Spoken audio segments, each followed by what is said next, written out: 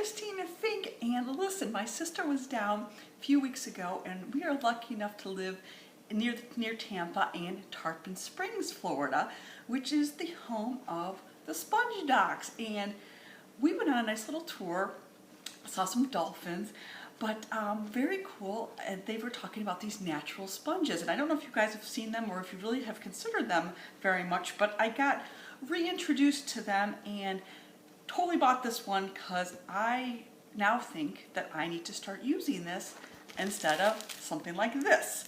So I wanted to share with you what I learned, because a lot of what I am learning about and trying to do is reduce a lot of the toxins in our bodies, and you know, they come through our skin too. That's one of the biggest organs we have. So this is what I normally have on hand.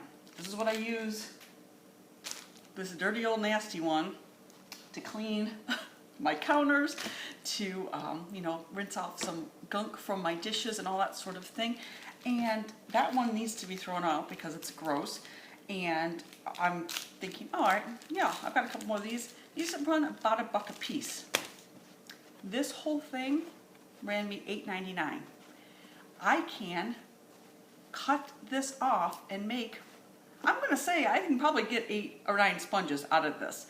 So it's really the same price, but this is 100% all natural from the ocean.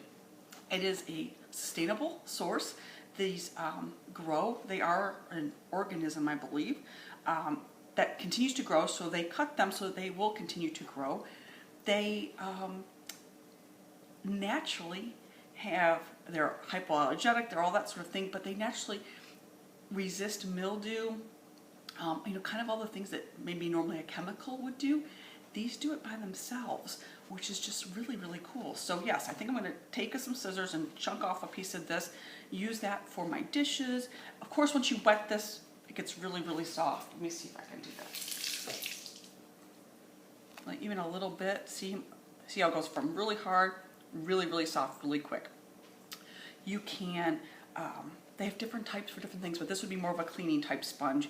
And you can clean this with soaking it in some apple cider vinegar and water. You can do it with some baking soda and water. You can do it with hydrogen peroxide and some water, or with some tea tree oil too, if you're starting to get a little bit of an odor from it for some reason. So I thought that was really cool. I did not know any of those things until a couple weeks ago.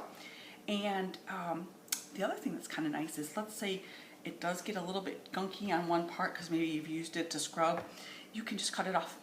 And so it's still perfectly fine to continue to use until you get it down to something small. So these things are petroleum based. They're completely artificial, and they run from you when you drop them, but they're completely artificial. And the main thing that they use in them to make them resistant to bacteria and mildew is a chemical. And as I'm learning, why would I be putting that? Why am I wiping down my countertops? Why am I wiping down my food plates that I may reuse my glasses with a chemical when I can have something like this that is completely natural and not expensive? So I'm trying it. You guys can pick these up online. If you're ever in Tarpon Springs, you can pick them up really easily. And yeah, they've got ones that are decorative. I know I gave my sister one a few years ago, but some are for exfoliating your skin. But I'm going to use this one just for around the house and cleaning up and doing those things. So I'll maybe make off a few, maybe use one for the bathroom, one for the kitchen, one for the counters, that sort of thing. But I thought it was kind of cool and I wanted to share. So I hope you learned something. I certainly did. Have a great day. Talk to you guys soon. Bye.